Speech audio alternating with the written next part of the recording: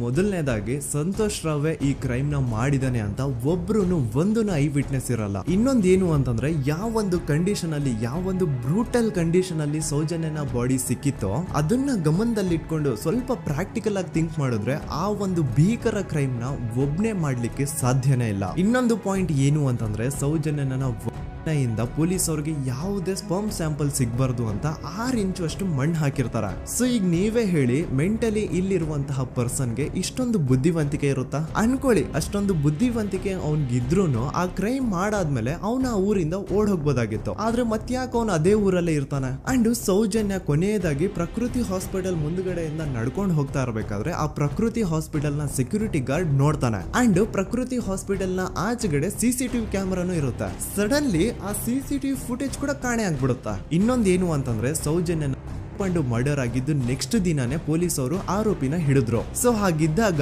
ಆ ಕಲೆಕ್ಟ್ ಮಾಡಿರುವಂತಹ sperm samples ನ ಲ್ಯಾಬ್ ಗೆ ಕಳಿಸಿ ಇವನೇ ಆರೋಪಿ ಅಂತ ಕನ್ಫರ್ಮ್ ಮಾಡೋ ಬದಲಾಗಿ ಯಾಕೆ ಪೊಲೀಸ್ ಅವರು ಆ ಸ್ಪರ್ಮ್ ಸ್ಯಾಂಪಲ್ಸ್ ನ ತಮ್ಮ ಹತ್ರನೇ ಇಟ್ಕೊಂಡು 12 ದಿನವರೆಗೂ ಅದಕ್ಕೆ ಫಂಗಸ್ ಹಿಡಿಯೋವರೆಗೂ ಕಾದು ಆಮೇಲೆ ಅದನ್ನ ಲ್ಯಾಬ್ ಕಳಿಸಿದ್ರು. ಅಂಡ್ ಮೇನ್ ಇಂಪಾರ್ಟೆಂಟ್ ಆಗಿ ಸಂತೋಷ್ ರಾವ್ಗೆ ಒಂದು ಗುಪ್ತ ರೋಗ ಇರುತ್ತೆ, ಅದೇ ಫಿಮೋಸಿಸ್ ಅಂತ. ಈ ಕಾಯಿಲೆ ಏನು ಅಂತ ನಾನು ಈ ವಿಡಿಯೋದಲ್ಲಿ ಡೀಟೇಲ್ಡ್ ಆಗಿ ಎಕ್ಸ್ಪ್ಲೈನ್ ಮಾಡ್ಲಿಕ್ಕೆ ಆಗಲ್ಲ. ಜಸ್ಟ್ ತಿಳ್ಕೊಳ್ಳಿ, ಈ ಒಂದು ಕಾಯಿಲೆ ಇರೋರು ಇಂಟಿಮಸಿ ಮಾಡ್ಲಿಕ್ಕೆ ಆಗಲ್ಲ. ಇನ್ ಕೇಸ್ ಮಾಡಿದ್ರು ಅವರು ಸುಖ ಅಲ್ಲ ನರಕ ಕಾಣ್ತಾರೆ. ಸೊ ಇಷ್ಟೆಲ್ಲ ವ್ಯಾಲಿಡ್ ಪಾಯಿಂಟ್ಸ್, ಇಷ್ಟೆಲ್ಲ ಫ್ಯಾಕ್ಟ್ಸ್ ಕಣ್ ಮುಂದೆ ಇರ್ಬೇಕಾದ್ರೆ ಸ್ಟಿಲ್ ಪೊಲೀಸ್ ಅವರು ಯಾಕೆ ಈ ಕ್ರೈಮ್ ನ ಸಂತೋಷ್ ರಾವೇ ಮಾಡಿದಾನೆ ಅಂತ ಇವನ್ ಹಿಂದೆ ಬಿದ್ದಿದ್ದಾರೆ.